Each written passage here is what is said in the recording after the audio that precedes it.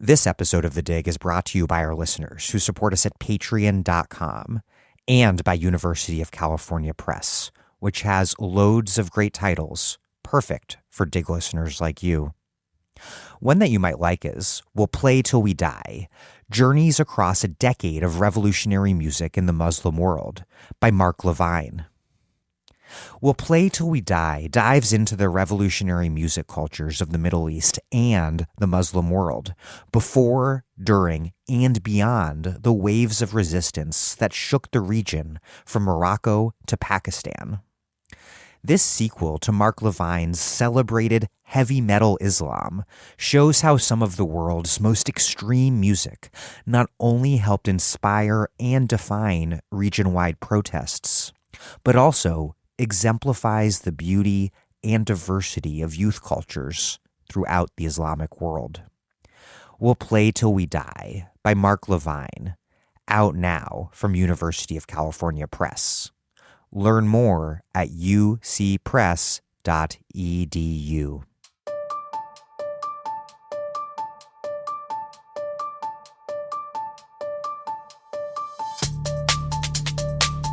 Welcome to The Dig, a podcast from Jacobin Magazine. My name is Daniel Denver, and I'm broadcasting from Providence, Rhode Island. Unions are vehicles for building working-class power. But if you understand that but have never belonged to a union or participated in a union organizing drive, you might not know exactly what being a union member means or what workers have to go through in order to organize one. You might not know that to organize a union in the United States, workers often have to go through hell. As we're seeing right now at companies like Starbucks and Amazon, because labor law is so stacked against workers in favor of bosses, workers have to engage in a kind of covert and then protracted warfare against a vastly more powerful employer just to win union representation at all. And then workers have to do it all over again to get a contract. These battles are so bruising that it's a wonder any workers ever successfully unionize. Such David and Goliath fights are so full of so much human drama that you'd think we'd hear more about the workers and organizers waging them more often in popular culture. Another reminder, perhaps, that the culture industry is very much a capitalist one. But in her book, On the Line, a story of class, solidarity, and two women's epic fight to build a union, writer and organizer Daisy Pitkin captures that drama. On the Line is Pitkin's recollection of her first union campaign at an industrial laundry among mostly Latin American immigrant workers in Red State, Arizona in the mid-2000s under the Bush administration. The book is many things and weaves together a lot of different strands: personal memoir, labor history, explainer on how unions work, and expose of just how hard it is to organize a union in the United States of America.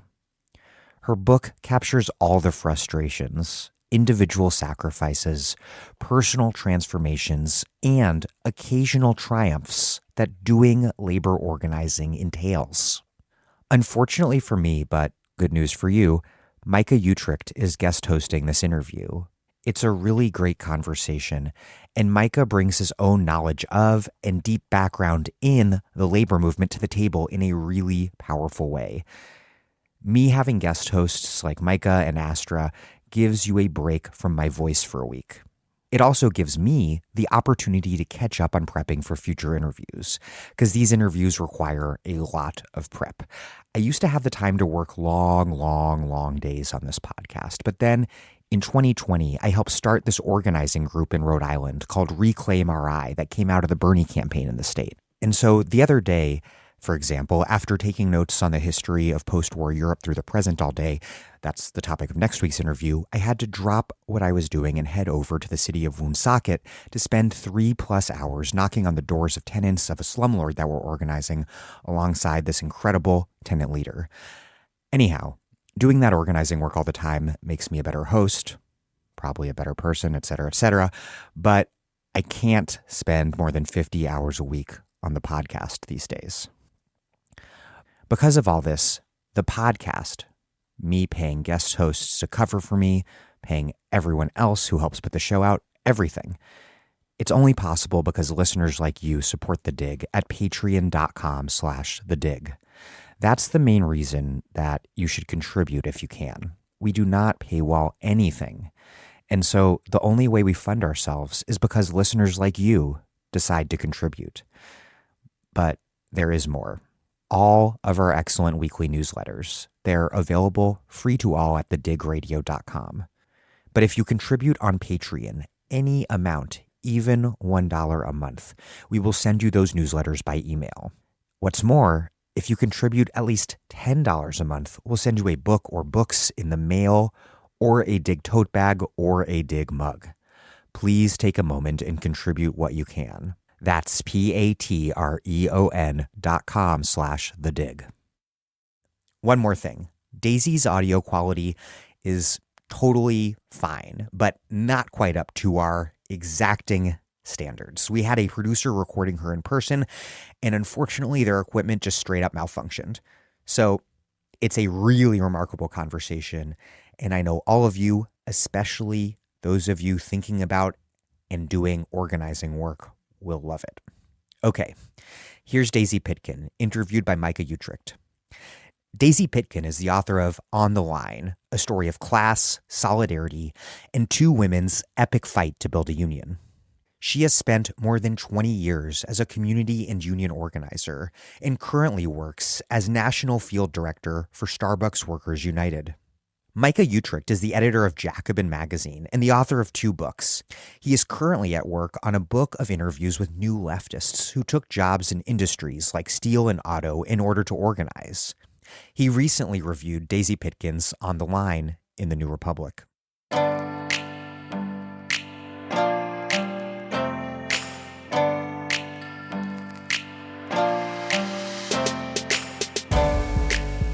Daisy Pitkin, welcome to The Dig. Thanks for having me on.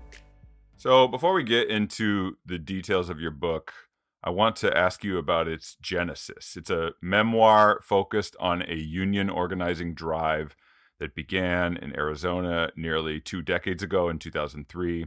And you've been an organizer since that time, but clearly there was something about this first union drive that stuck with you. So what was it about that campaign that led you to write a whole book about it? Well, I think a couple things. I think the campaign itself is just epic and is a really good example of how hard workers have to fight in order to form unions in this country today. It's a good example of broken labor law.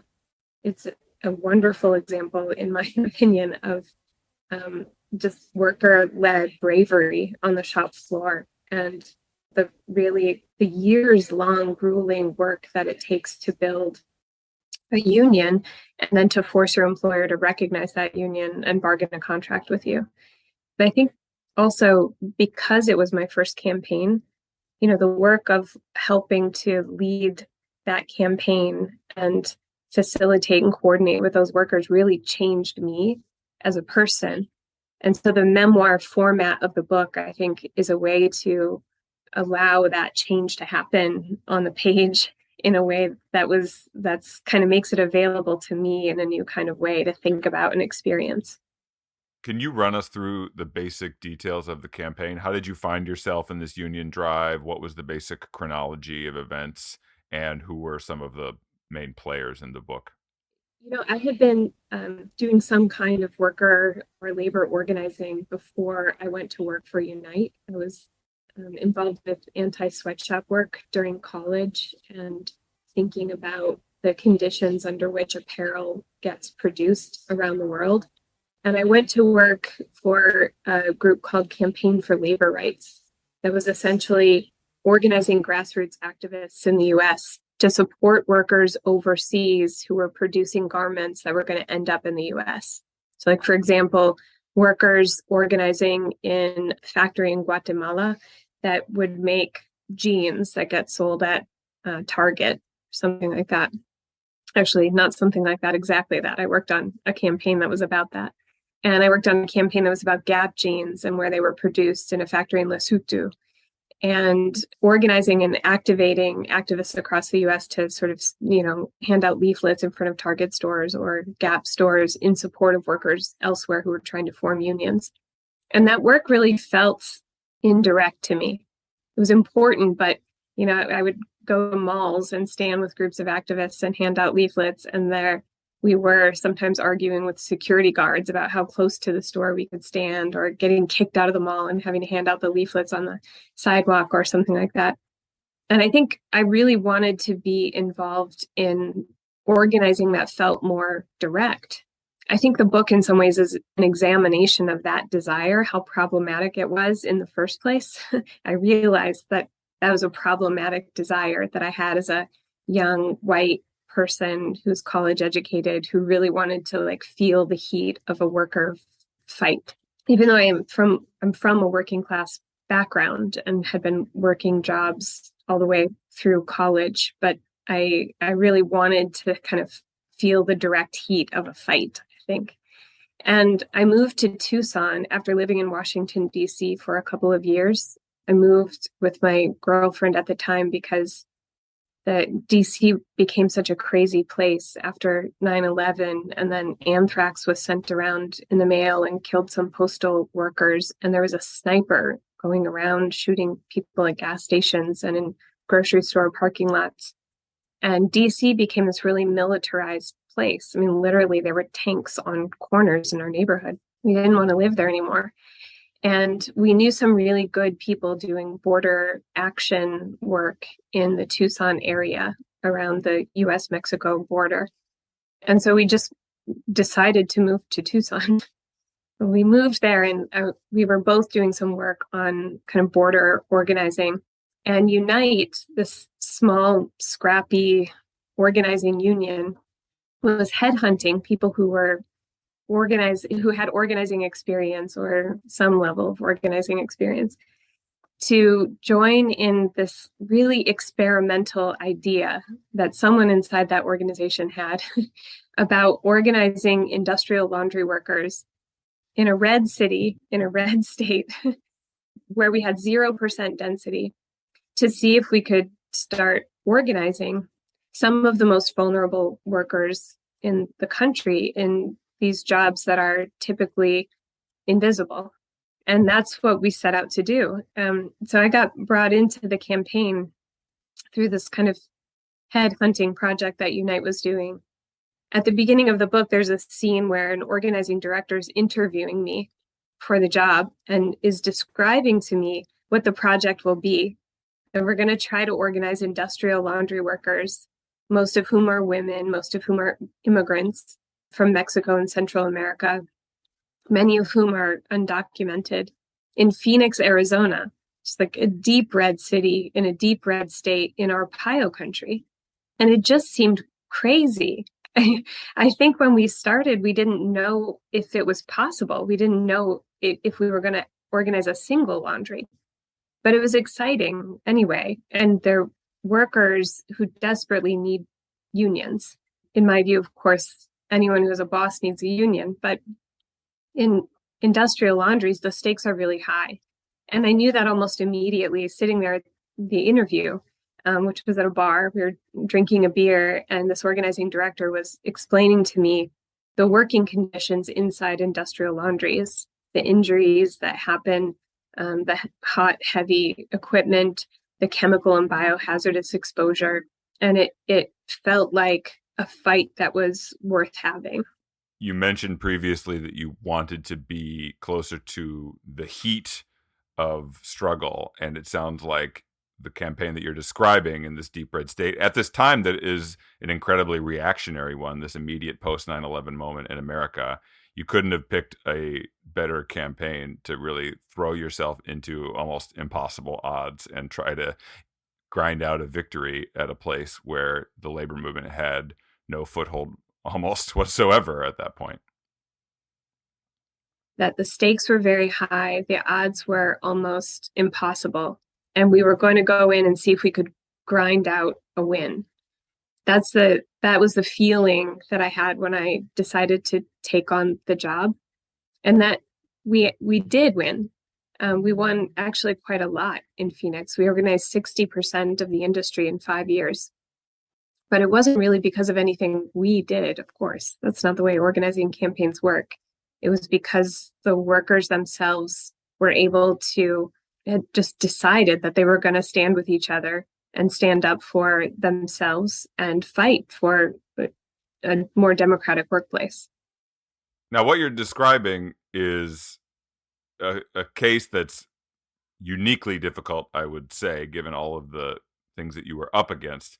But from my perspective, many union campaigns involve this kind of almost foolish on paper belief that you, as a union with a bunch of scrappy workers, often low paid, experiencing various levels of marginalization in society, you somehow believe that you and your ragtag group of workers can throw yourselves at often multi-billion-dollar corporations.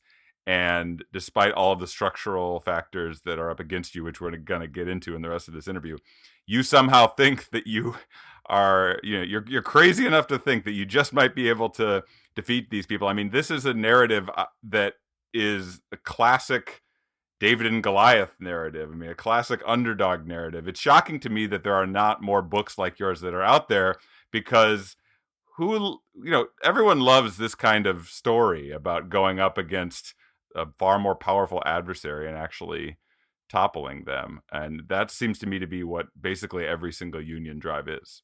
It's the underdog. It's all of the stories that Americans tend to lean into, right? It's the kind of narrative that we like, but more than believing that we could win, we believed that we should win. We believed that we should be able to win. It shouldn't be so hard. We have, on paper, workers have rights. They should be able to sign union cards. If the company won't recognize the union, then they have to have an election, and they should be able to vote in an environment that's free from intimidation from their employers. And they should be able to vote. And if a majority of them vote for the union, then the company should recognize the union and bargain a contract with them, right? It's such a principled fight that you get to a position where you believe that you should win. You should be allowed to win. And that's almost never the case, right? It's almost never the case that it's that easy. And it's certainly not the case in the story that I tell in the book. But I've never worked on a campaign where it was that easy. By this point, most leftists and hopefully all listeners of this podcast understand the necessity of rebuilding the labor movement if we're to have any chance of fighting back against corporate power. But you spend a significant part of the book talking about the deeply personal aspects of union organizing, both its impact on your life and its impact on the lives of the workers you were organizing alongside of. Even in the relatively few books that are written about the labor movement, this isn't usually the author's focus, this personal aspect. So why is it yours? I think for a bunch of reasons. One, because it was such a personally transformative experience for me and for folks that I was working with, the workers themselves, the other organizers on the team. I think fights are often very personal. And I think that the substance of the union that is built around a fight is personal. It's built out of solidarity, which is a substance that's about mutual aid and care for one another. So I didn't know how to write the book without writing about it in a very personal way. I think that, in the best of campaigns, what gets created through a fight is a beloved community. And the beloved community of workers becomes a community worth defending. And so eventually, once the beloved community comes into existence, which is a whole series and network of personal interactions and interpersonal care. And once the beloved community comes into being, the fight that you're having with a company becomes like a community defense project. And that's what I saw happening on this campaign and what I really wanted to write about. And you talk in the book about how the way many of these campaigns are described is that you are going to try to wrest some power out of the hands of the boss, out of the corporation, and put that power into workers' hands. But in the course of this campaign, you seem to realize that that is not, in fact, what you're doing. In fact, you are building a kind of power that is very distinct from the kind of power that the boss holds, that is the building of that beloved community that you just described, right? As a young organizer, I was trained that the boss has power. And what happens when we organize a union or help workers organize a union is that they build power. And the two kinds of power, they were seared together in the early training that I had. The boss has power, and the union's that the workers build will take power away from the boss, and then they will have power, the workers. And it became almost immediately evident to me that that's not really what's happening in a union organizing campaign. We don't take power away from the boss. In fact, the kind of power that the boss has is not anything we want anything to do with. We don't want to traffic in that kind of power. It's authoritarian power, and it's not of us or for us, and we can't build that kind of power and exercise that kind of power.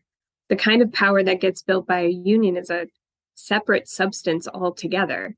It's a separate entity. It's its own system.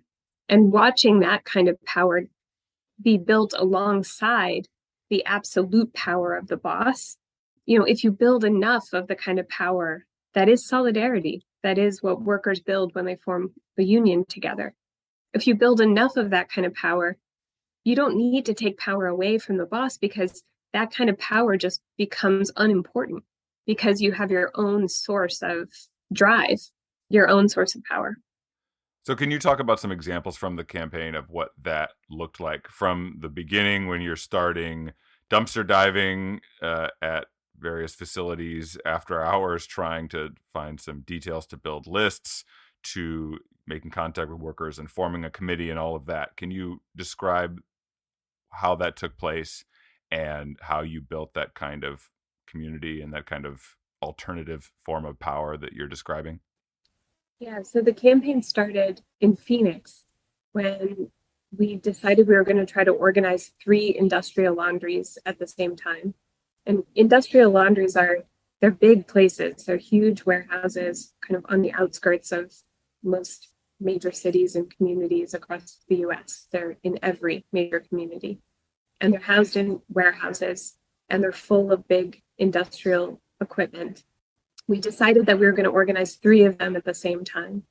And the first phase of that was to build as much information as we could on the laundries that we had decided to target. So we dumpster dove, we got license plate numbers, we talked to people who lived in communities where these workers might live, to build lists of workers who worked in. So the first phase was list building, and we, by hook and crook, built lists of all the workers who worked in these 3 facilities. And we were running kind of a blitz and labor board strategy. So we knew that we were going to run labor board elections, which is not a necessity on a union organizing campaign, but that was the strategy that we chose to run. And we were running a blitz model. And the blitz is that you kind of quietly build lists of workers ahead of a weekend when you're going to kick off the campaign publicly.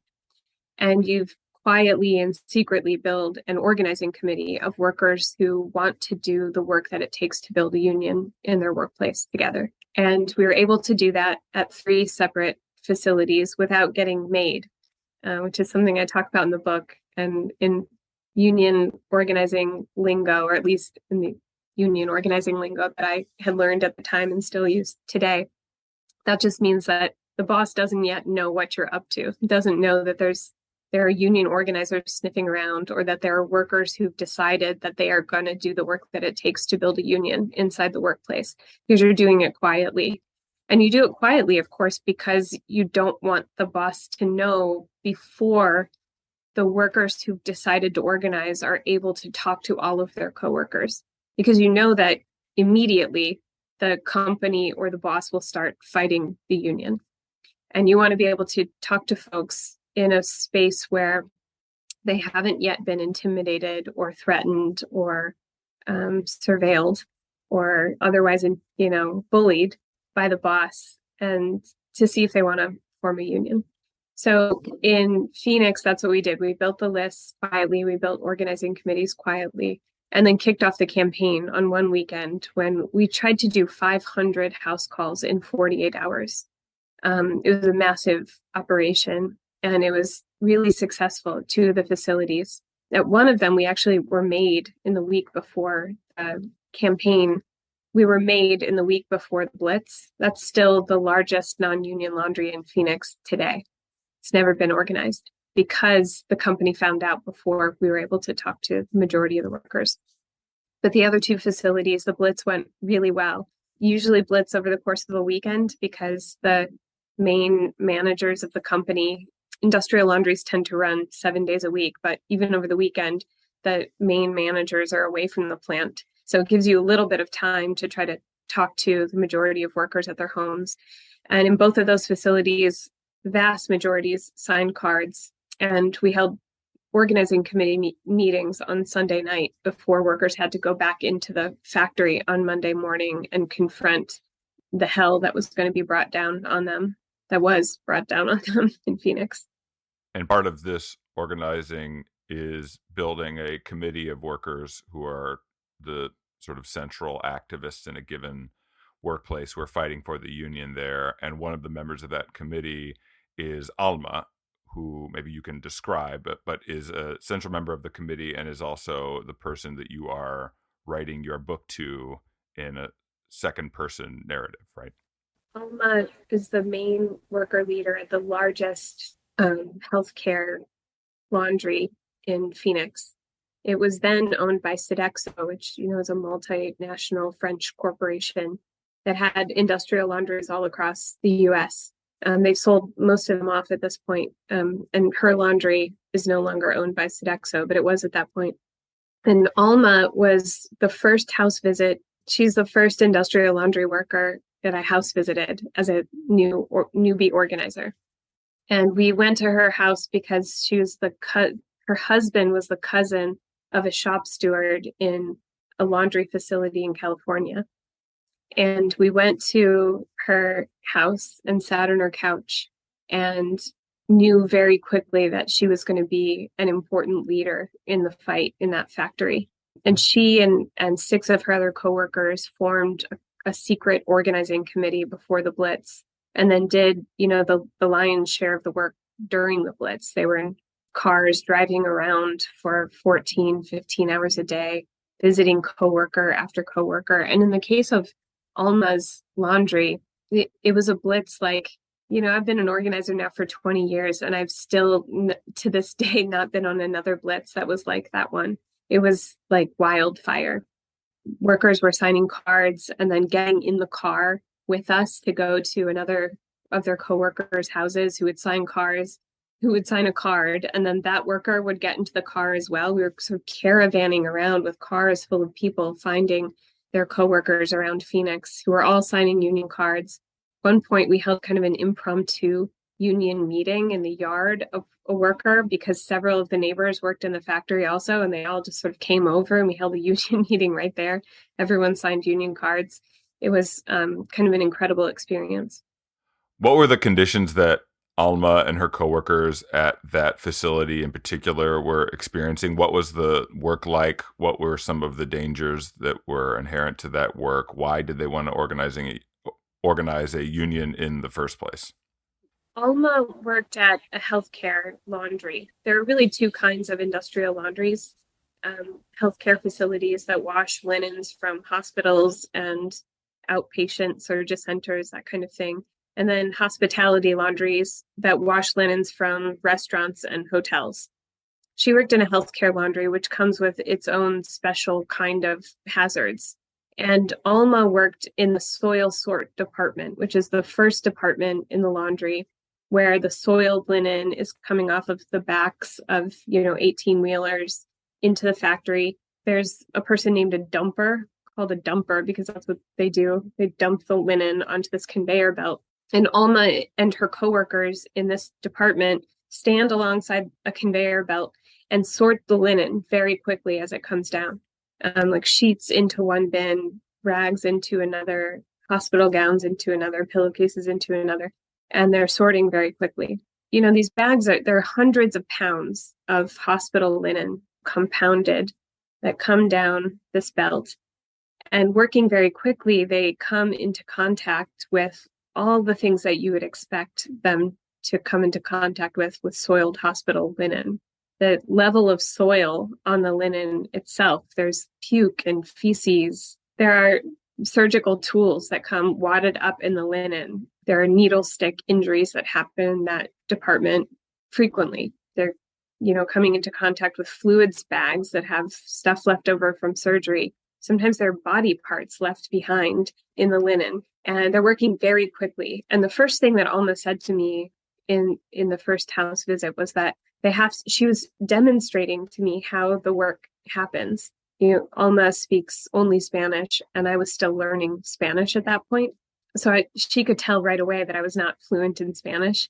So a lot of the house call happened in gestures, and she was showing me how she moves the linen. And I was surprised by how quickly she was moving her hands. She worked 10-hour shifts, and she was standing there sort of whipping her hands back and forth. And she told me we work too fast to be safe. And she told me that a coworker of hers, just prior to that house visit, I can't remember right now how many days before, but it had just happened in the factory, had been stuck by a surgical needle that was wadded up in one of the sheets and had to go on prophylactic antibiotics, which happens regularly in industrial laundries. Workers get stuck or stabbed with a scalpel and then have to go on a round of antibiotics to make sure that they're not going to get some kind of infection from. Industrial laundries they're huge spaces, and the linen moves from the soil department into the wash department, where it's washed in these tunnels often that are as big as school buses, right? And it sort of spins down the tunnel. Jams happen often in the tunnel, and in non-union laundries, it is not infrequent for workers to climb inside the machine to get the jam out. If you're following proper OSHA protocol, there's a whole lockout, tag out, confined space entry system that is supposed to be followed, but it takes a long time. The machine has to cool. You have to cut power to it. Someone has to climb inside after the water's been drained. And then you have to plug the machine back in, and it has to heat up again. It cuts production drastically. So workers they make shortcuts and sometimes climb into the machine while it's still full of hot, leachy soil water. On the other side of the school bus tunnel, the wet linen comes out, and water needs to be extracted before it goes into industrial dryers. And there are different ways in different laundries, different pieces of equipment that extract water. But in Alma's factory at the time, they have these cake compressors. So the linen would be put onto a platform, and a kind of weighted saucer be slammed down into the linen to press the water out. And there was a worker during the time of the organizing drive there who his arm had been injured pretty badly in the cake compressor, been smashed in the compressor. After the extractors, the linen gets brought through another kind of series of conveyor belts into industrial dryers. And my book is dedicated to someone named Eleazar Torres Gomez, who died in an industrial dryer in a Cintas facility in Tulsa, Oklahoma, where safety guards had been removed from the conveyor belts to allow production to move much faster.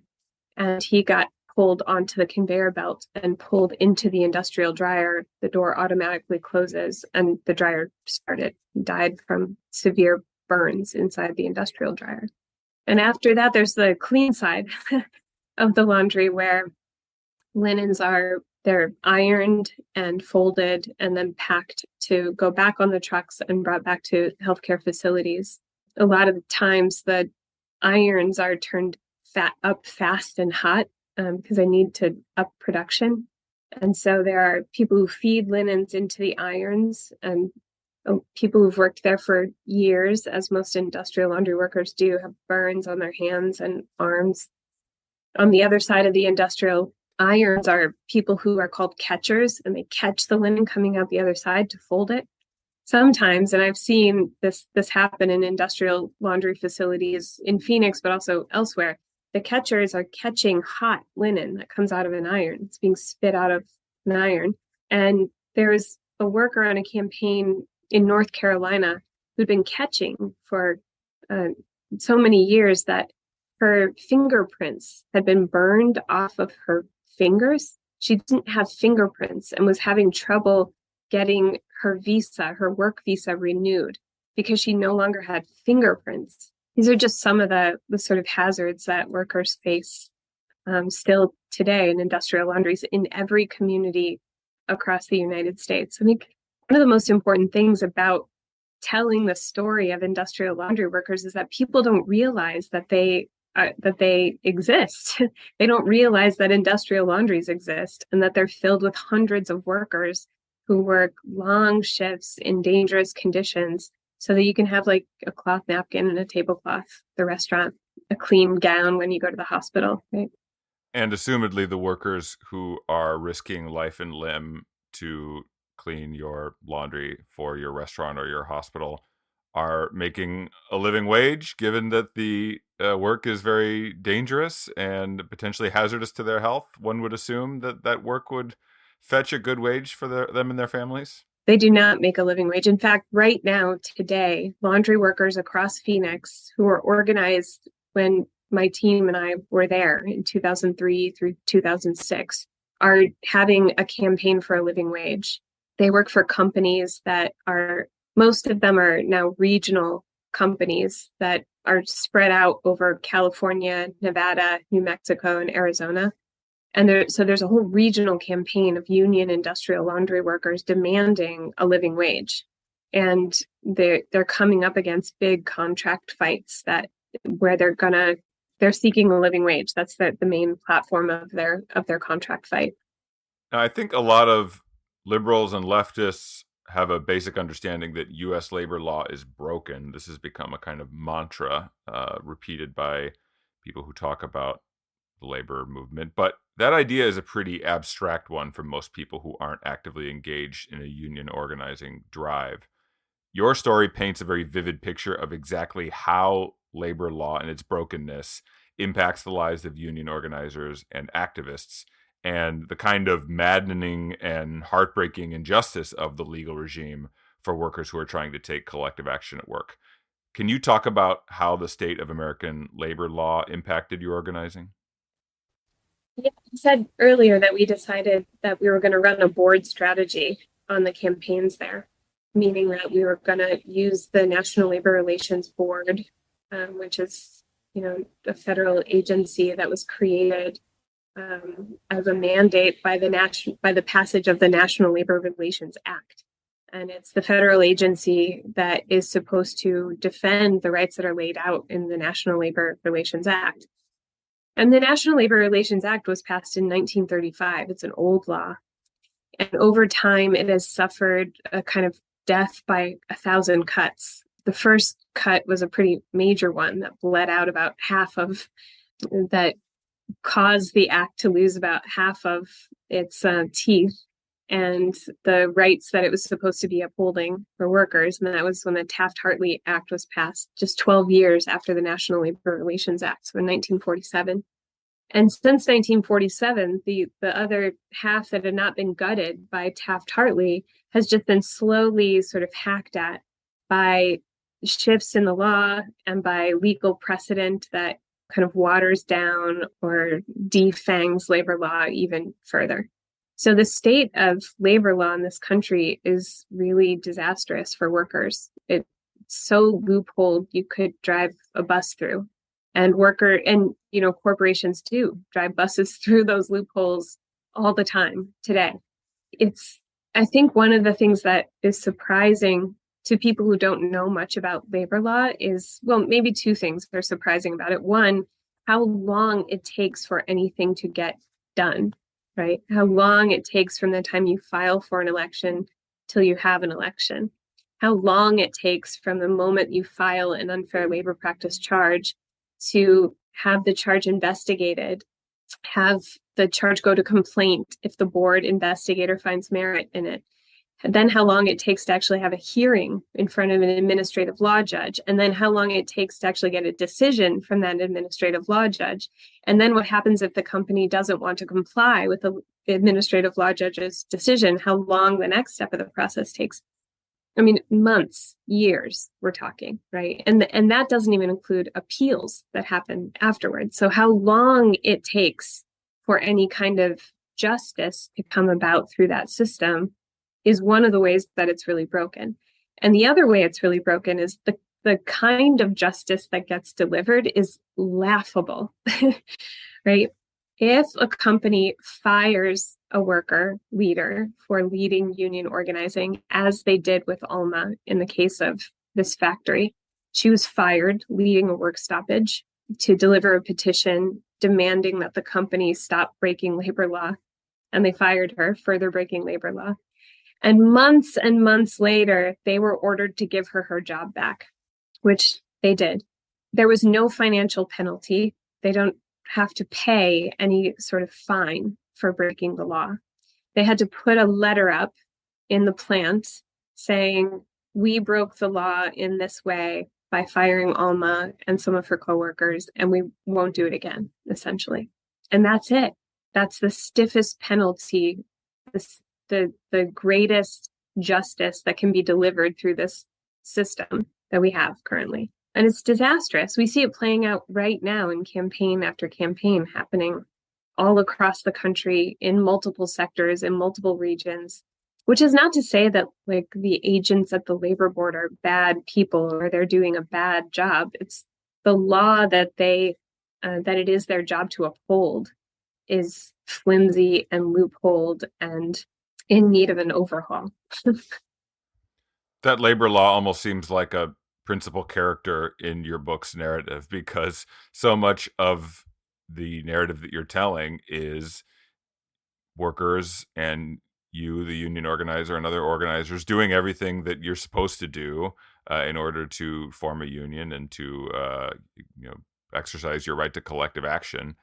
And every step of the way, the labor law and its brokenness enters into the narrative, prevents you from getting the justice that very clearly you deserve, makes people's lives miserable, and makes the union organizing task seem almost impossible time and time again. That's right. And, time is a weapon of the rich. It's a weapon of white collar.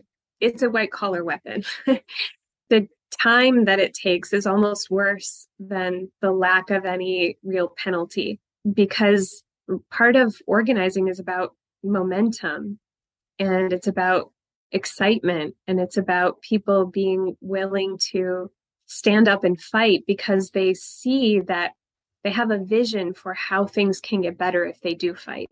The time that it takes through the labor board process to actually get there, it's really hard to maintain that kind of excitement and momentum and solidarity. There's turnover in industrial laundries like there's in a lot of jobs.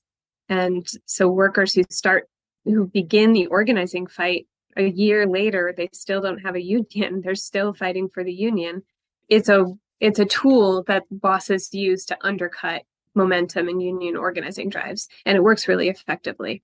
The picture that you paint of what life was like for these workers is one that should be deeply disturbing, not only to anyone who cares about workers' ability to organize a union, but anyone who cares about this country's state of democracy, period. The story is in line with what scholar Elizabeth Anderson has described as bosses' rule in the American workplace as, quote, rule by authorities who tell the governed that the rules to which they are subject are none of their business, that they aren't entitled to know about how their government operates, the government being their workplace, that they have no standing to insist that their interests be taken into account in how they are governed, that their rulers are not accountable to them. The American workplace is an authoritarian dictatorship. All basic democratic rights go out the window the moment that we punch the clock. Did the laundry feel like a dictatorship, and how did this impact Alma, you, and the other organizers and workers in the book? I think that's an apt description of what I understood the reality to be inside that factory. I think that the factory was owned by this multi-million-dollar corporation, And I think that the corporation itself was shocked and surprised that workers, I think they believed they hired very vulnerable people who would never speak up. And they did that purposefully.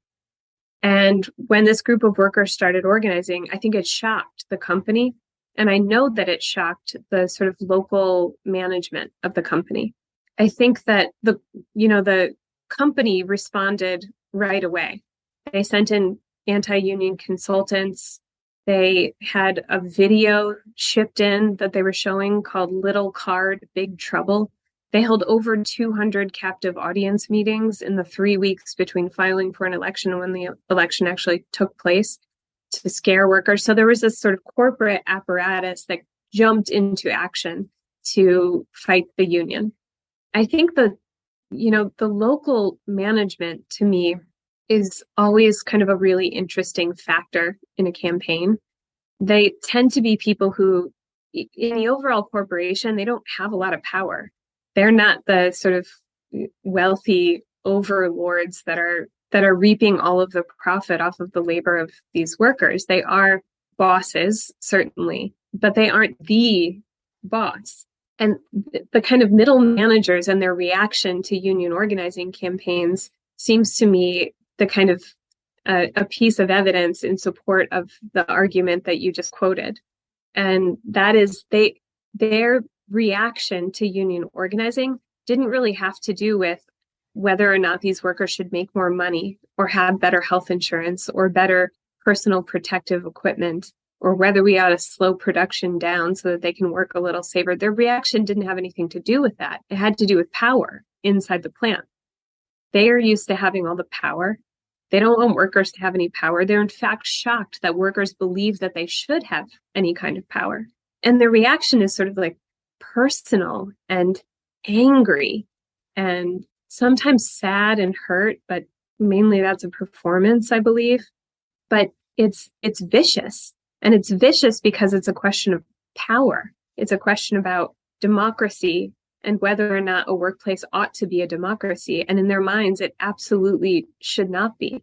They can't comprehend that anyone would believe that it should be. It's a job. You come here, we tell you what to do, we give you some money, you go the fuck home and shut up. And that's the way it's supposed to be in American workplaces, right? And the fact that anyone has the gall to think that it ought to be otherwise is shocking to bosses, I think. But the flip side of that state of authoritarianism in the American workplace is that unions are offering a kind of fuller citizenship to workers, a level of basic democratic empowerment that allows them to exercise some basic democratic freedoms like freedom of assembly and freedom of speech. A huge part of what you describe throughout the book is the process of transforming a workforce that makes pitifully low wages, is marginalized and oppressed in American society generally because of their immigration status and or limited ability to speak English, and is generally used as a source of exploitation and expected to keep their mouths shut.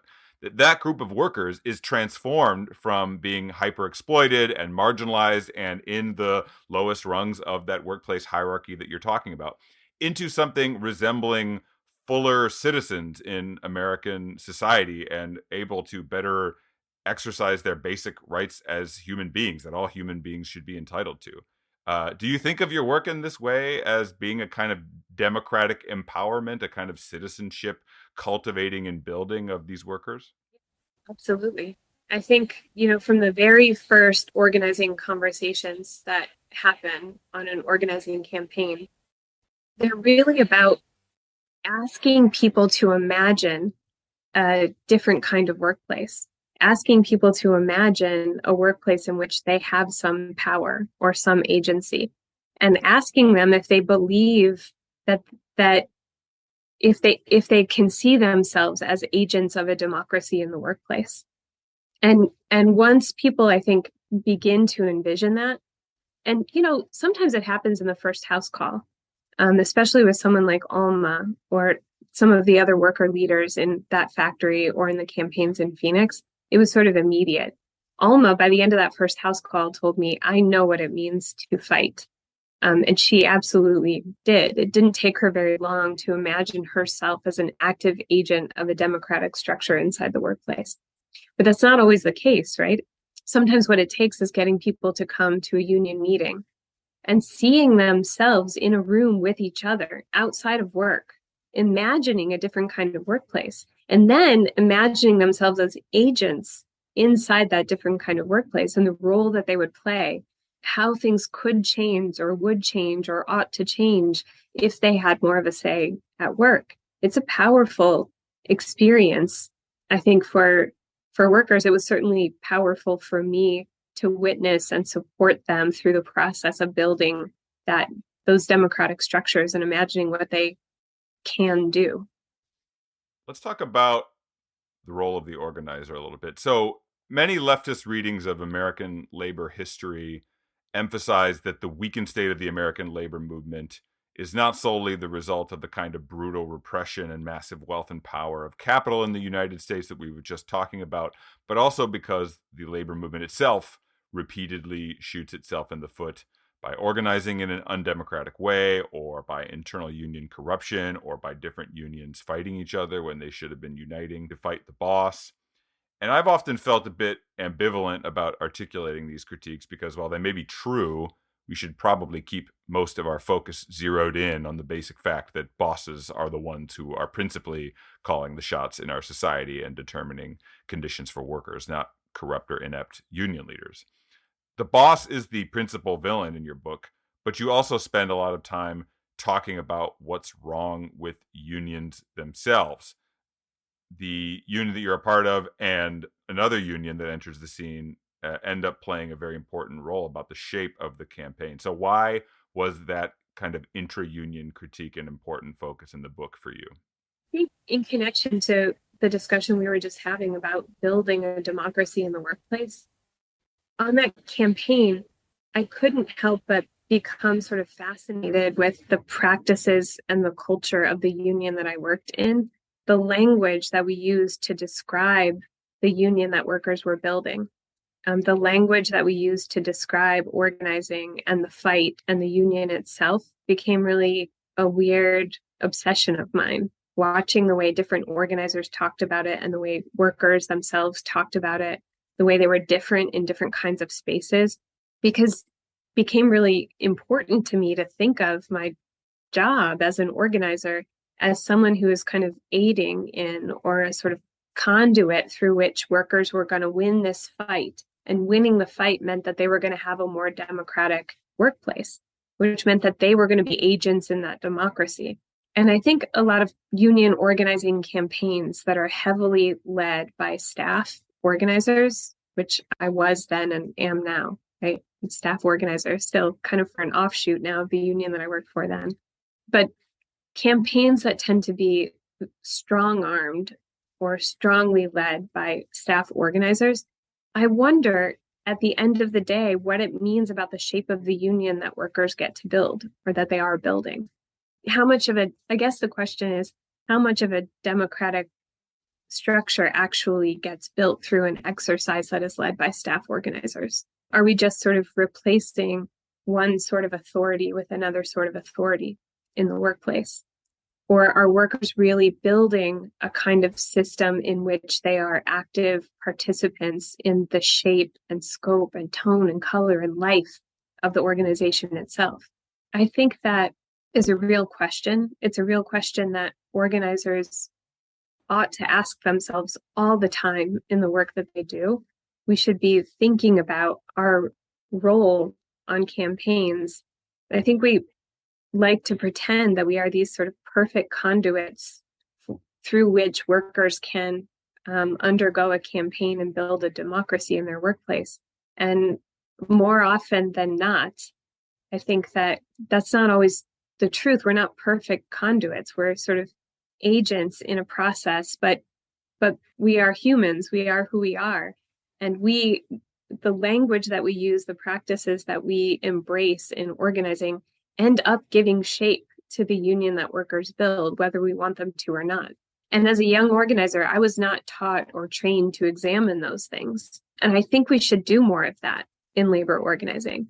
I think staff organizers ought to be looking at ourselves and the power that we have inside the institution, inside the organization, and then ultimately inside the campaign that is being run by workers to build their own democratic workplaces.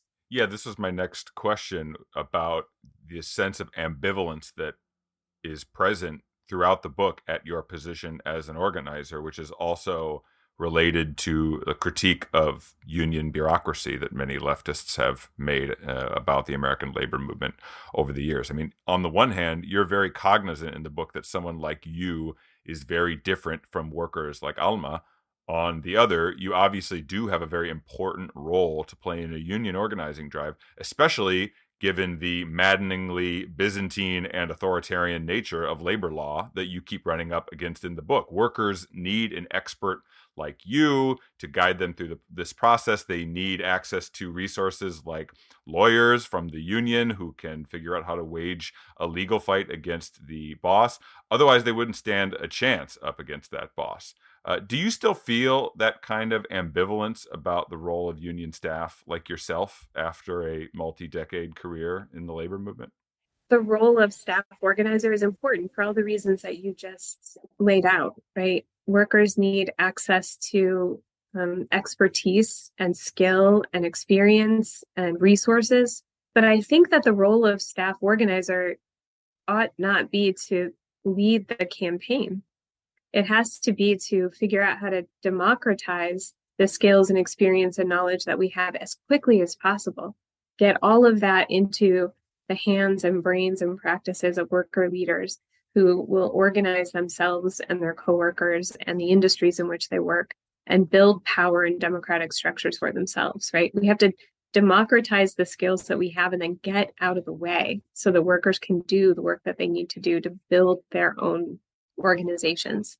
I think as a young organizer during the years about which I'm writing the book, I found a lot of the questions that I was having about my own role. I didn't know how to think about them. I found the role really confusing in some ways. It was so personal, but it was not supposed to be personal, right? The stakes were really high, but I was supposed to be divested. The union was certainly an organization that I cared a lot about. And sort of in spaces where I was with other staff organizers, we talked about the union as our union, the union that we worked for. When we were with workers, we talked about the union as their union, the union they were building. I think that there's a lot of room for interrogation inside of those spaces and that role that wasn't really happening at that point. And so I think the book in some ways was really just me a few years later trying to do all of that interrogation that I wasn't accessing during the years of that campaign. In the last third or so of the book, you spend a lot of time talking about the fallout of the merger between the union that you worked for when the book begins, the Union of Needle Trades, Industrial and Textile Employees, Unite, and another union, the Hotel Employees and Restaurant Employees, HERE, to form the union Unite Here. Messy is probably not strong enough of a word to describe what happened with that merger and in the labor movement generally as a result of that merger, nor what happened to you. And this is an episode that has largely been forgotten in today's labor movement. And even at the time when it happened, it's unlikely that many people beyond those of us who were deeply involved in labor really knew much about it. Can you just quickly lay out the basics of that merger and its subsequent undoing? Unite and HERE merged in a way that I think was surprising to organizers in both organizations. It happened really quickly. The decision for the merger to happen happened kind of on high in both organizations and was announced before almost anyone knew that it was going to occur. And that was certainly my experience with the merger.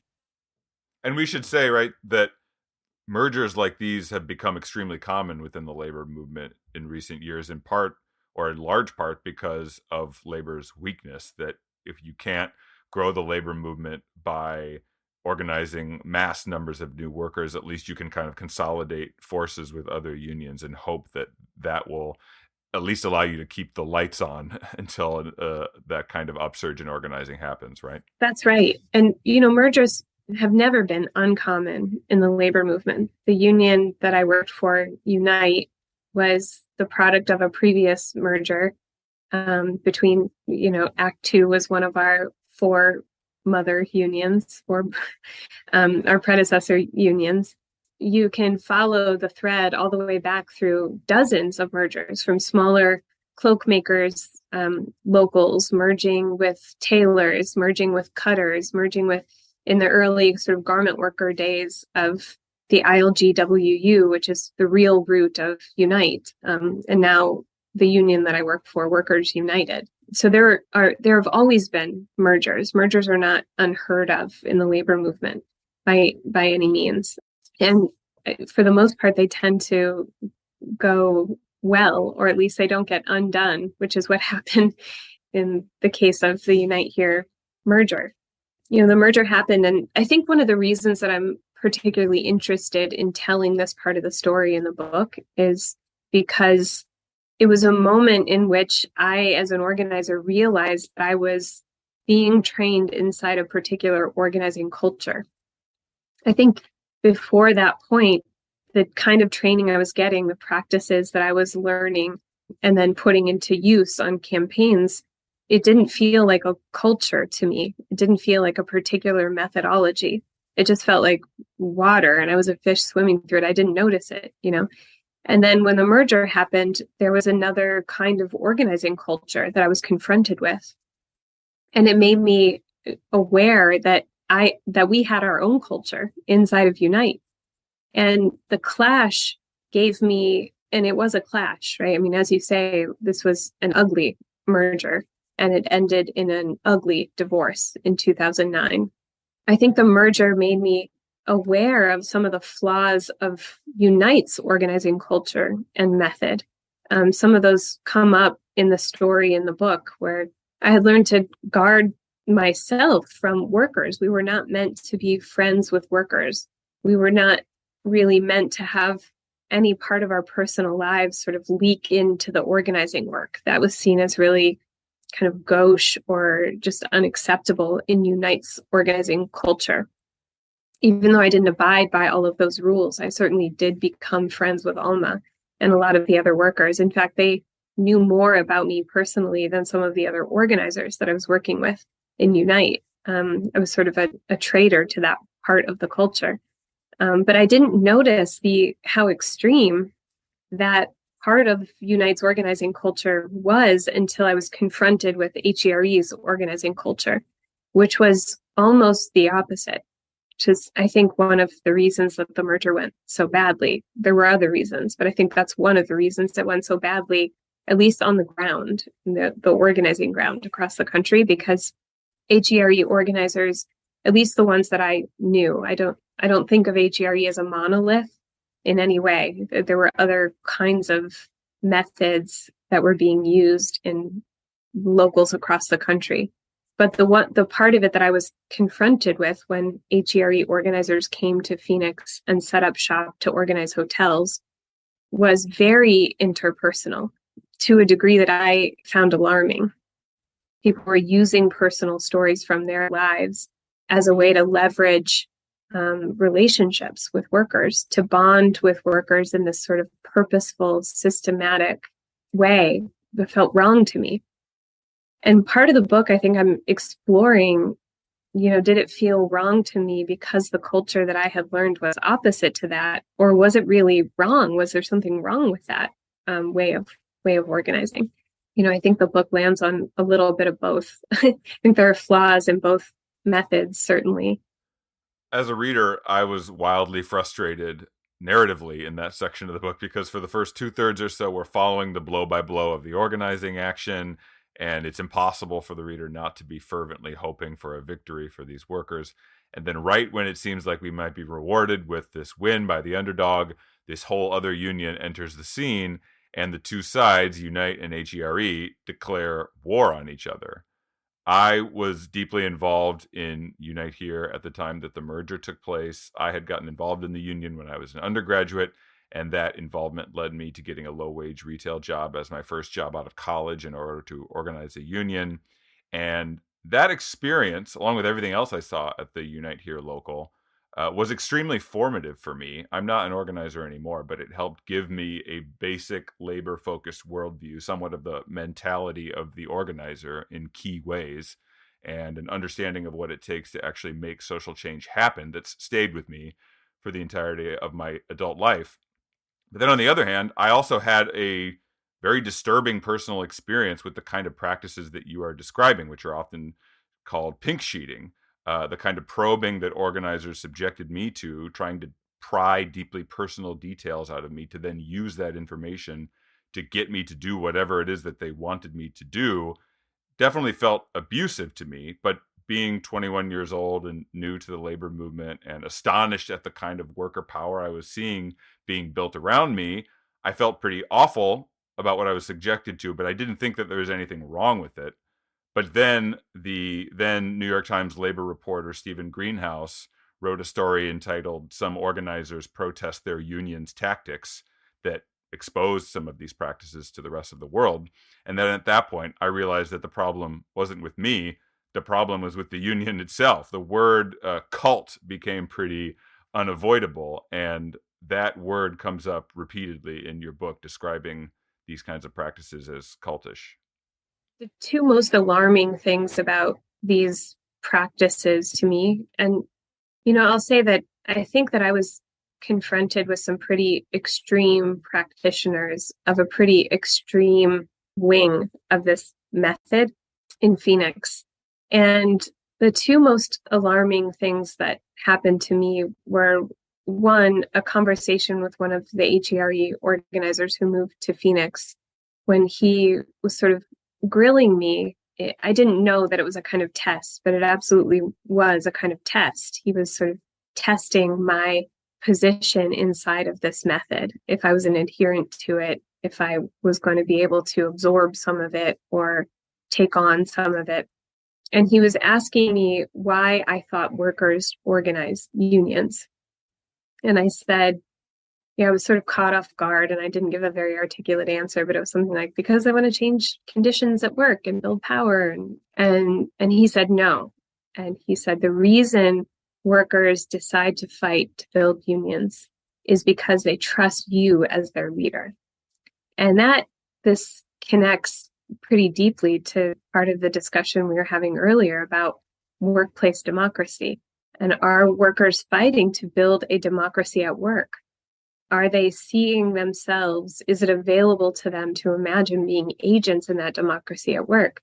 Or are they following just a different kind of authority figure, another kind of leader? And they'll do anything that leader says. This isn't really a democracy. They aren't really agents in their own right. They're just following a leader. And I thought a lot about that in the years, after the sort of narrative end of the book. That stuck with me. I thought about it all the time. Why do workers fight for unions? And that he had this response so at the ready, and it was the correct response. It was alarming to me. So that happened. And then I don't want to give away the end of the book, but Alma and I, there's a time in the book where our friendship is really ruptured. We become really close with each other, and then that's ruptured, and it has to do with this merger and the disaster of the merger. And we end up on opposite sides of the fight that ensues as a result of the merger. And I walked into the office at one point. I was no longer kind of living and working day to day in Phoenix. I was working on other campaigns, other industrial laundries. But I came back to Phoenix for some contract negotiations at a laundry where we had just won. And I walked into our office and I saw Alma sitting in a circle of organizers that had been brought together to work on hotel organizing under the leadership of this organizer that I was just referencing. And he was asking a bunch of questions. And Alma was there along with a worker leader from another laundry that we organized after we won in Alma's factory. And they were sitting side by side, and both of them had their heads down and their hands in their laps. And they were both crying. And I was so alarmed. I walked in and saw this staff meeting of sorts happening. I didn't know what was going on. And the two of them were crying. And I just sat there and wouldn't leave because I was going to witness what was happening. I wanted to bear witness to whatever the hell was going on in there. And the organizer got them all to stand up and go into another space in the office and close the door. And Alma wouldn't even look at me the whole time, wouldn't raise her eyes to make eye contact with me.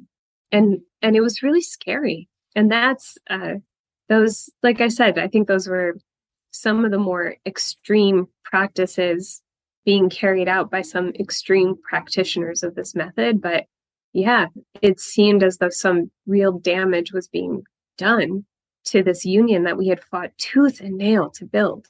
And I was pissed about it.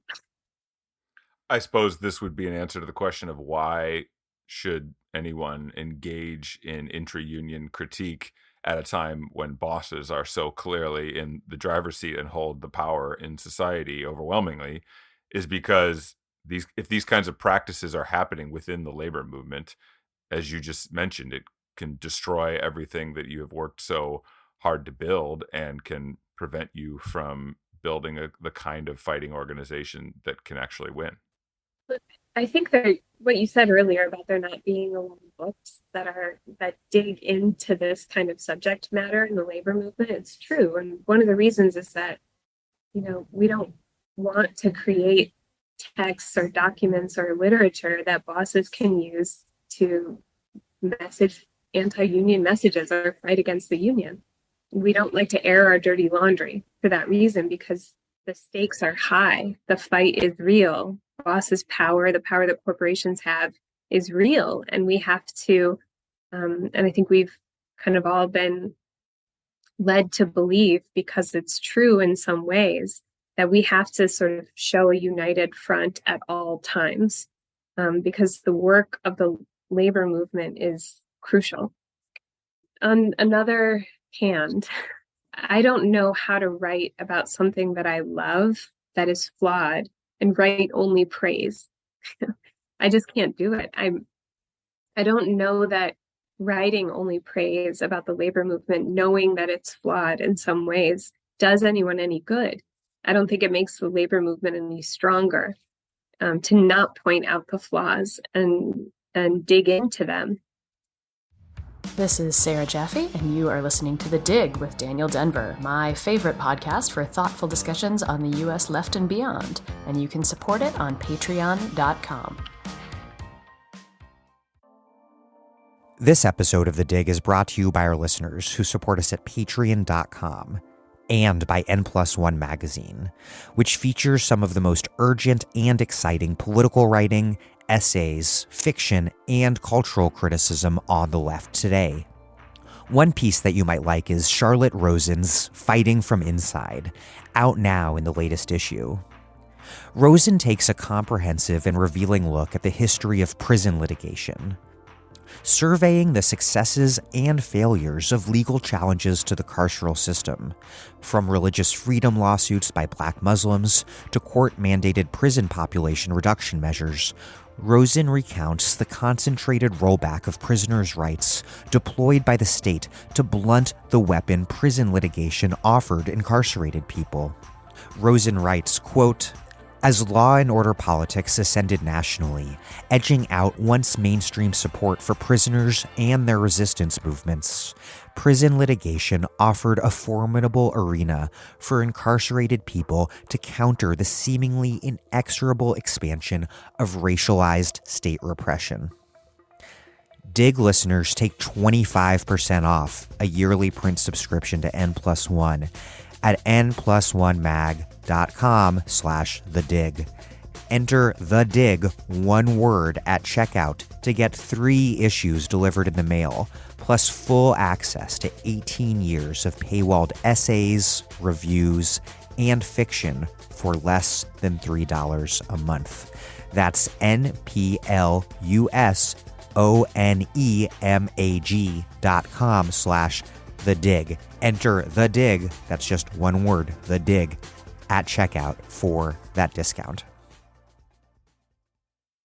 you describe your coworkers at the union, and the rank and file worker activists on the union committee as going to war several times in the book. And the conditions that you describe experienced during the union drive seem to support this characterization. But to extend the metaphor a little bit, going to war would make you all soldiers of a kind.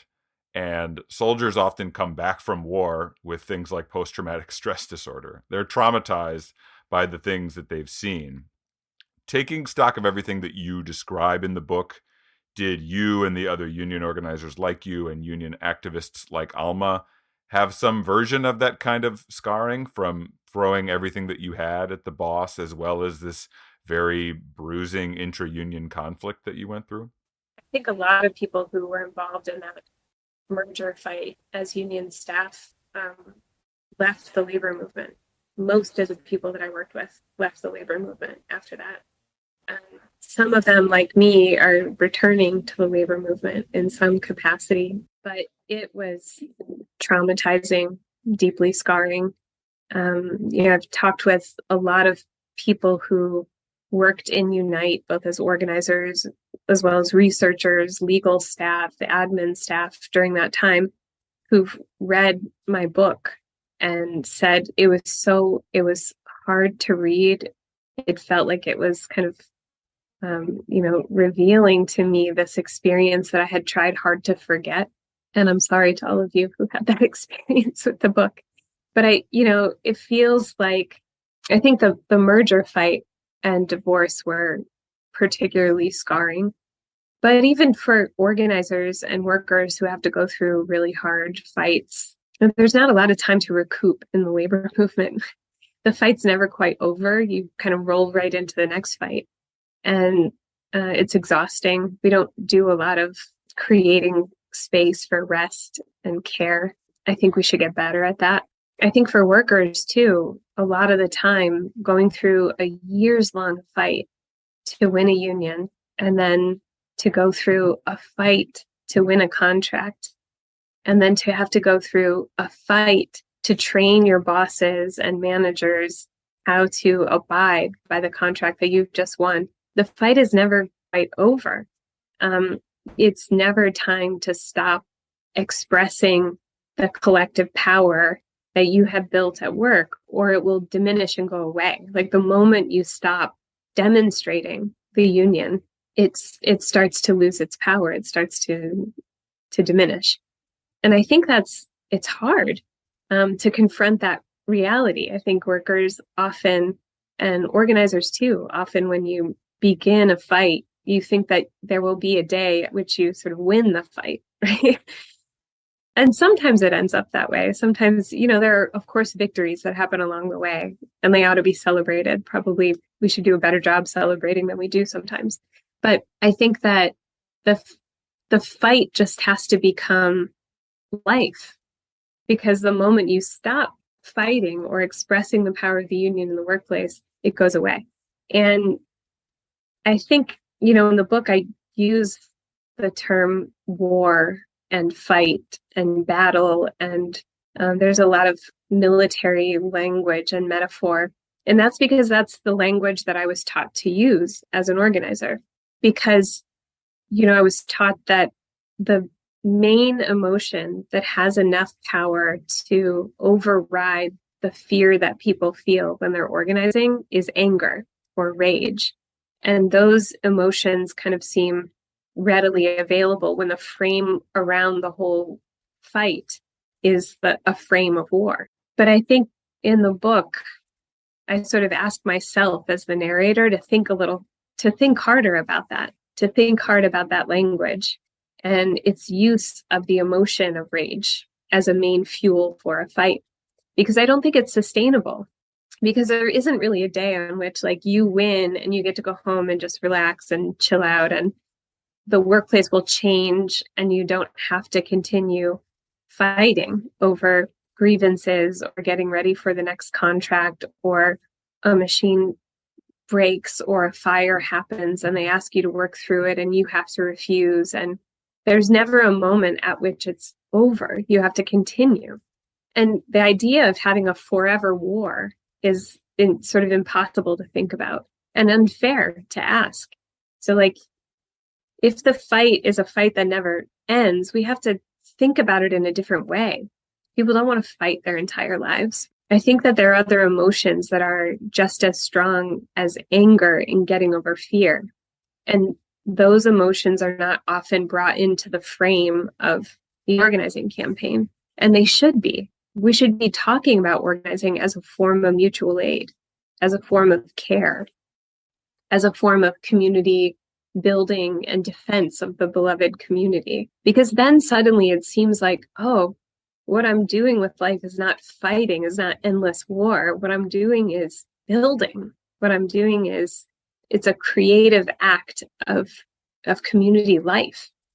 Well, not to mention that if anger is the principal fuel for the organizing drive, and as we know, the boss is able to drag things out for so long over time, and you're thus forced to keep your level of anger up at very high levels in order to keep fueling the day-to-day work of organizing, then the only people who will stick around for the length of such a fight are people who are addicted to anger, which is not exactly a recipe for a happy and well-rounded human being who is a part of this fight. And if what the labor movement is trying to do is to be a life-giving force, that being populated by people who are fueled mostly by anger is not a good way to do that. I think that's right. I think anger certainly has a place, right? Agitation is an important piece of organizing. People are angry. I think workers are angry about the conditions under which they work, the pay, lack of access to health insurance, the authoritarian nature of the workplace. People are generally pissed about that. And we don't want to gloss over the anger because it's there. And there's like a righteous anger that exists that is an important sort of spark to a fight. There's a place for that in the first committee meeting of an organizing drive, where people realize that they're pissed, and they're pissed about the same stuff. I'm pissed about the same thing that 100 other people here are pissed about. And there's power in that. And we're going to build an organization that's going to change that thing that we're all pissed about. That's awesome. And it should happen. It should happen in organizing campaigns. But if by like the 5th or 6th committee meeting that you have on an organizing drive, the tone of those can and should be different. That should be a space where people like have the kids are there and they're, sitting at a table in the corner, working on a craft or having a snack, and you're bringing food together, and there's, a potluck, and somebody's cousin's mariachi band is playing, and people are like laughing together and joking, and they know each other and they trust each other and they care about each other, because that's the fuel that's going to get you through the rest of the fight. The principal reason that we need to rebuild the labor movement, as we've mentioned, is its absolute essentialness to making a more equal and democratic world. But reading your book, I also felt that a reason to organize your union with your coworkers is that it can entail an experience of radical personal transformation for those who engage in it. Probably for many of them, the building of the kind of beloved community that you've been talking about is something that they have never experienced in their life before. But to get to that point, you have to push yourself to interact with coworkers in new ways, find courage within yourself to confront the boss who has made your life hell for eons, figure out how to build a common project with people who are very different from you and probably disagree with you on a lot of fundamental issues, overcome barriers like racial hostility between different kinds of workers and linguistic barriers and boss favoritism and all the other things that come up in a union drive. But if you can manage to pull that off, as you all seem to manage in parts of this book, you can transform the power relations of your workplace. You can topple the authoritarian dictatorship that you were subjected to. And to me, that's kind of a miracle. That's an incredible human achievement to pull that off. And so to me, it seems like one argument for why one should get involved in the labor movement is that through the labor movement, miracles are possible. Right. And I think the miracle that is possible as you said, it's a personal one, but it's also sort of a public communal one, right? So you see your community change, you see your community grow its capacity to fight, to care for itself. And you are changed by watching the capacity of your community change. There's like a sort of a cyclical transformation, I think, that happens between your individual capacity growing, your own availability for agency changing, and watching that feed into the community and its capacity for change. And that stuff can never be taken away. So even if you lose the union fight, even if 3 years later the union gets decertified, even if you don't win the contract that you ought to win, the kind of the fair contract that gets you to a living wage, the transformation part can't ever be taken away. And in union organizing drives that I've been involved in, both successful ones and ones that we've lost, worker leaders, their lives tend to change. They divorce abusive partners. They run for local office. They end up being leaders in their church or otherwise in their community. They found community organizations that are kind of mutual aid organizations. They, are on the leaders on the PTO at school. They take on other kinds of leadership positions in their community because they understand their own agency in a different kind of way. On that topic, there's one point right about in the middle of the book where you are describing a group of female workers who create a kind of internal organization to help each other with a major issue in their lives that is not taking place on the factory floor. It is the experience of domestic violence at the hands of men. And at one point in this story, one of the workers calls the phone tree and activates the group of women to come to her aid because she's experiencing domestic violence. And 3 women showed up at her house with baseball bats.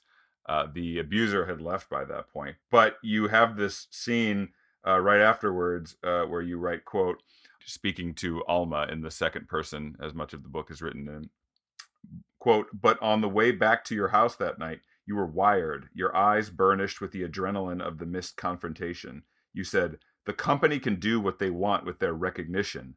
We already have our union.'" And that seems like an incredible example of the kind of miraculous transformations that spring out in all kinds of directions that come from that initial experience of organizing at the workplace. That night was, and the building of that community was one of the most amazing parts of the years that I spent in Phoenix. I mean, a number of the worker leaders, they didn't even all work at Alma's factory. These are workers that got to know each other across factories in Phoenix because of the organizing fights that they were all helping each other through, realized that they were all dealing with some form of domestic violence at home. And they didn't want to put up with it anymore. And they were going to work together to defend each other. They created a kind of phone tree that was in a kind of a rapid response system where if someone was in trouble, they were going to call the phone tree and they were going to show up for each other at their houses or their apartments to confront an abuser and support each other. And that the phone tree got activated that night. And Alma called me in the middle of the night and I went to pick her up and take her to this woman's house. And I mean, you just read the scene, but there was no confrontation with the abuser that happened that night. But I think Alma's ability to understand that what we're doing right now is union. This is union. We'll get to bargain a contract someday with the boss, or we won't, but we're not going to let anyone fuck with us anymore. And I think thinking about union in that way is a really important moment. I think it was an important moment for me as an organizer. After I wrote a review of your book in the New Republic, I put out a call on Twitter for people who had experienced deeply personal transformations as a result of their involvement in a union drive.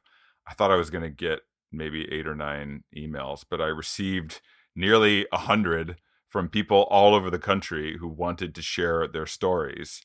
from a wide range of workplaces, ranging from low-wage workers to very well-paid ones, and white-collar workers, blue-collar workers, workers of all types. And so it seems like it's a widespread phenomenon that people who are involved in union drives find themselves being deeply changed by them in the ways that you've just described. I think the authoritarian nature of the workplace it's real in that the boss has power and workers generally do not have any power. There is a true authoritarian structure. But there's also a way in which it's kind of a performance or a dream, and people can kind of wake up from it, or at least wake up from the feeling that this is how it ought to be or has to be or will always be. And once you wake up from that, you can't go back to the way it was before.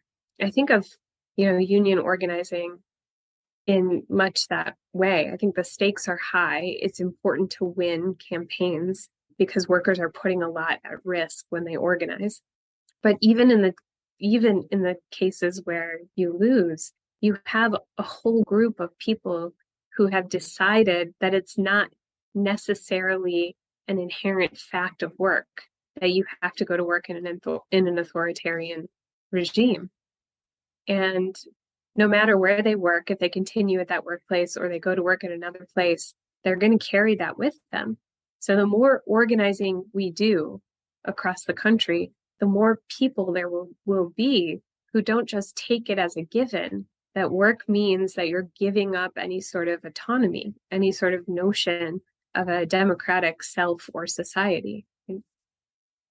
So you are now the head of organizing for the Starbucks Workers United campaign. And it seems to me that this campaign is now experiencing a level of boss pushback that is, on the one hand, very distinct from the kind of union busting that you experienced and that you write about in On the Line. Obviously, the demographics of the workforce are pretty different. But on the other hand, that union busting effort really doesn't feel all that different from what you experienced and what you wrote about in your book. Would you say that's correct? Yeah, it's a vicious fight. They're doing the same, they're pulling the same, from the same playbook as laundry bosses, as textile bosses, as hotel bosses, it's a nasty fight. They're threatening to close stores. They're closing stores if they unionize. They're firing worker leaders. At last count, which is about 24 hours ago, there were 112 union leaders who have been fired in this campaign across the country.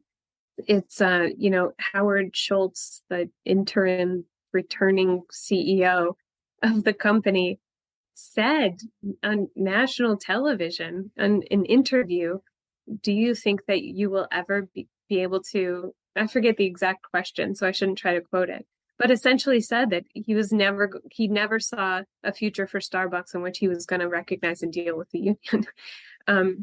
From the top down, the culture of the company is just ferociously anti-union.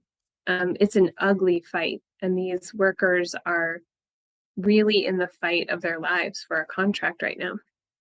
And this is Howard Schultz, who I always like to remind people was floated as a possible candidate for labor secretary under Hillary Clinton if she had won in 2016. The boss is drawing out this fight. It seems like Starbucks' strategy may be to just act in open defiance of established labor law, desiccated though it is, weakened though it is, pro-boss though it is. It's clear that workers should be, at this point, having organized unions in hundreds of stores across the country at this point, be able to negotiate a contract. And yet the corporation is standing in open defiance of that. And you hear from someone like Howard Schultz, his willingness to kind of openly flaunt that labor law. Starbucks seems to really be drawing out this fight and trying to exhaust workers. What's your experience been in trying to maintain that sense of the new community, that the beloved community that we have been talking about, to create a real alternative to the authoritarian dictatorship of the workplace? have you been able to maintain that despite being up against a very large and important global corporation that is throwing everything that it has at you? Look, this campaign continues to grow every day, miraculously, in the face of threats and bribes. I mean, they are, saying that they will give new benefits and pay raises to stores only if they don't unionize or even begin the process of unionization. They're firing people, they're closing stores, and the campaign continues to grow. Still, every week, workers at new stores file to have union elections. They've won union elections at over 240 stores. So there are about 6,200 unionized Starbucks workers across the country now in 33 states. There are about 100 more stores that have filed for union election. So it continues to grow even in the face of this vicious anti-union campaign. And part of that is because this campaign really is different from any campaign that I've supported before. And really, that's the way I feel about it at this point. I'm the national field director of the campaign, and I have the great fortune of being able to support these workers in building their union. And on the ground, that's really the way it feels. That's the way workers relate to the campaign. That's the way they talk about the campaign. They are learning the skills to organize themselves, and then they help other Starbucks workers organize their stores. It's the most worker-led, worker-driven campaign I've ever worked on. One of the interesting things about Starbucks and these workers and the stores that they work in is that because Starbucks offers itself up to the public as this progressive corporation with this great benefits package, which, by the way, most workers cannot access, and they have, as part of their healthcare package, if you are lucky enough to get enough hours for enough weeks in a row to be able to access it, part of the package is gender affirming surgery. They become these spaces inside communities where there are a ton of queer workers and trans folks working there. And because of that, in lots of stores across the country, the beloved community already exists. These workers, they all know each other. They talk to each other. They're really closely connected. They're very good friends. So from the beginning of the campaign, it's already sort of a community defense project. And that's one of the reasons that the campaign's been able to spread so quickly across the country, because the beloved community already exists in store after store after store. One of the first anti-union tactics that the company employed was to cut hours, to drive people out of the stores, to disrupt that community, because they realized that's what's going on, that these people are so close-knit and there's such a tight community with each other. It's going to be easy for them to organize and unionize and stand up for each other and stick together, even through captive audience meetings and firings and threats and bribes and all of the stuff that the company is throwing at them. I think the company's theory on the campaign is just, as you say, they're going to continue to violate the law, to try to scare workers, to try to kill the momentum of the movement that they are building. And I think they are trying to kill momentum so that they can wait out the certification year. And then they're going to actively try to run decertification petitions and elections at store after store after store. And, the workers themselves are very well aware of this. They talk about it all the time. They're very aware of the necessity to keep the union inside their stores as strong as possible, even as they're working to organize new stores. There's kind of a duality to the project at all times. Keep the union strong in your own store, keep the union healthy in your own store, and organize as many other stores as you can moving forward, because they know that that's how they're going to win. Continue organizing and stay strong. Your book is a personal memoir about union organizing, but there is a thread that is very present that you go into in pretty great detail throughout the book about labor history in the United States. You have some very extended sections on the Triangle Shirtwaist Fire And this is a part of the history of your union at the time. And it is important to tell that story, not only because labor history is not something that many people are aware of in this country or taught of in schools, but also it's clear that the kind of horrifying details that are part of something like the Triangle Shirtwaist Fire, in which over 100 workers burned to death or jumped out the window of their 8th floor factory in New York City, is because that is not history in the sense that it is over. The workers that you're describing organizing in the book are dealing with just new versions of this same system that treats their bodies like as totally dispensable as they can be just tossed into a meat grinder and spit out.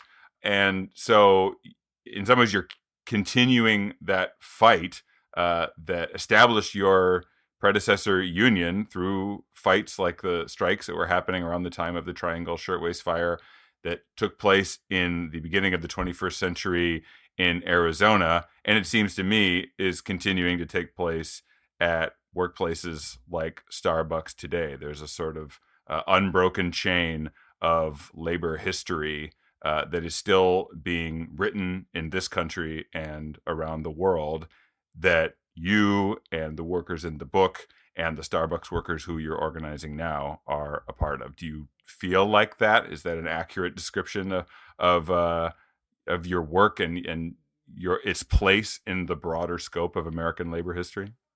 As a union organizer in Unite, part of my job was to connect workers with the history of the union. I think unions really like to kind of create their own lore and mythology, and it's important to their identity and their sort of sense of importance, of the organization's importance and longevity.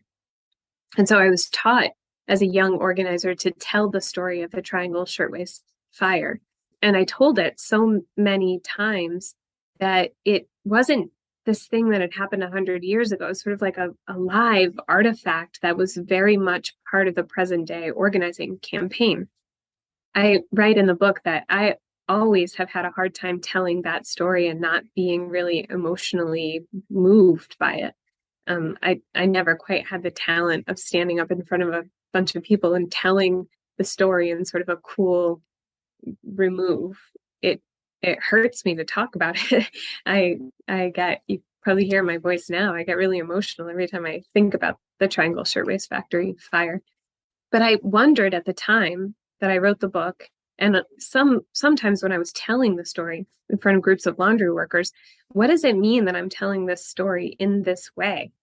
What does it mean that I'm telling the story of the uprising of the 20,000, which is another sort of really formative event in the ILGWU, that Clara Lemlich got hoisted up onto a stage in Cooper Union and called for a general strike. She was this anonymous wisp of a girl, and the next day 15,000 people followed her into the street. What does it mean to tell stories of like absolute tragedy and absolute heroics in that way in front of a group of workers who are trying to decide whether or not they're going to try to form a union? And it was trouble. It was like a puzzle to me. I couldn't figure out what it was supposed to mean. Like, was it supposed to be inspiring to workers in the room to say 100 years ago, this young woman who was an immigrant stood up on the stage and people followed her into the street in this general strike? I don't think it came off that way. I don't think it ever had that effect. It wasn't inspiring in that workers thought, I could do that. Tomorrow I could stand up on a stage and call for a general strike and people will follow me to the streets. In fact, I thought it did a real disservice to the labor movement to tell the story in that way, decontextualized from the very hard work of organizing, in which Clara Lemlich was deeply involved, right? She'd been organizing for years and had already built strike committees at hundreds of garment factories across New York City. Everyone in that damn hall knew who she was when she stood up on the stage to call for this general strike. And they knew she was going to call for a strike. That's why they came to the meeting. And telling the story that decontextualizes all of that tough work of organizing, I didn't understand the purpose of it.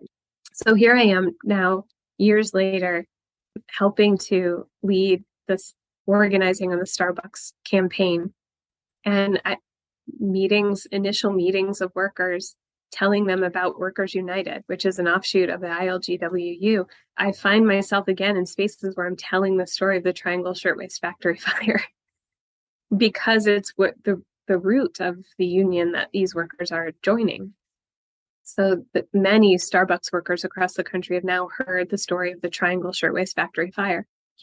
When I was telling the story to laundry workers, it had one kind of resonance to me, and that is, industrial laundries in the United States are really weird in that they have a soil sort department, which is where Alma worked. They have a place where workers have to deal with their bodies, the soiled linen that's coming in. In a lot of other parts of the world, that's not true. Industrial laundries, the linen comes in and goes right into the washing machine. And then they have a clean sort. So the linen doesn't get sorted until it's clean and much healthier, safer for workers to be handling. But of course, that's a lot harder on the washing machine because of all the crap in the linen, how tightly it's wadded together, the leftover surgical instruments in it. It takes a toll on the machines, and the machines have to be replaced much more frequently. Here in the United States, we put that burden on the bodies of workers. The bodies of workers are supposed to absorb that hazard and protect the machines from it. So in that way, telling the story of the Triangle Fire resonated to me in terms of the absolute danger that workers face on a day-to-day basis. There are a lot of workplace injuries that happen inside Starbucks stores that I think people don't think a lot about. There are a lot of repetitive motion injuries. There's slip and fall injuries or burns that happen.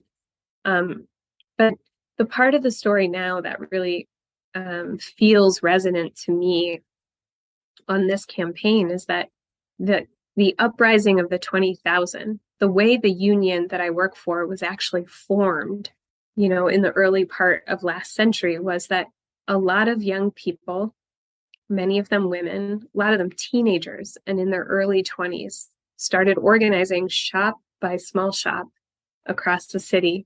And they realized that if they were ever going to improve conditions in the industry, they had to strike. They had to strike together. And the only way that they won that strike was by a massive amount of community solidarity and customer solidarity. The women who bought and wore those shirtwaists, which were just blouses, right? The fashionable blouse of the day, had to show up on the picket line and support those workers. And now here we are, 117 years later, and we have young people organizing shop by small shop all across the country. And what it's going to take to win is a hell of a lot of pickets and a hell of a lot of community support. Daisy Pitkin, thank you so much. Thanks so much, Micah. Good talking with you.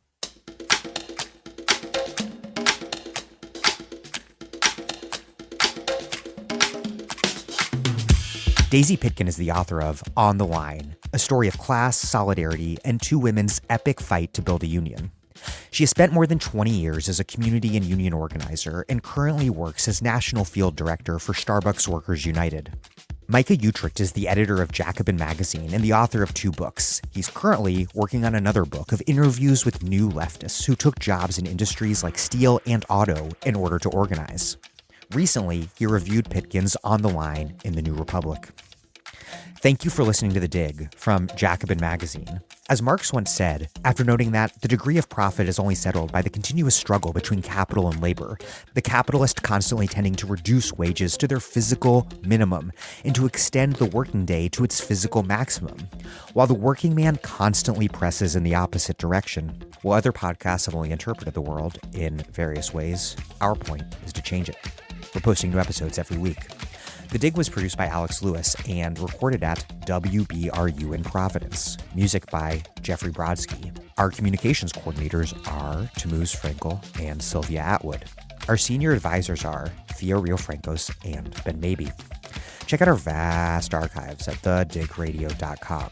Follow us on Twitter at The Dig Radio, and please find us wherever you get podcasts and subscribe to this podcast. If it is on iTunes or wherever, please leave us a nice review. Those reviews help introduce us to new listeners. But more than that, what introduces us to new listeners is you telling people that you know, or on Twitter or whatever, people you don't necessarily know. Anyhow, you telling people that they should listen to this podcast and why you like listening to the podcast, and thus why they will likely like it too. Please make propaganda for us. And please do find us at patreon.com and make a monthly contribution to keep this operation going. Even a few bucks a month is huge.